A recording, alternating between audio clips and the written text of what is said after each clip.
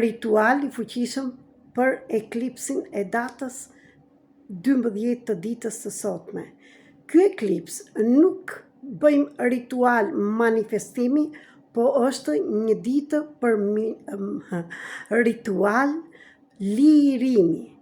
Në një qeri të bardhë, duke ndezur, merr një fletë dhe shkruaj të paktën 3 gjëra që ti do të lirosh nga jeta jote, që nuk të pëlqenin deri tani, ose ishin blokada, ose diçka që të përsëritej në jetën tënde.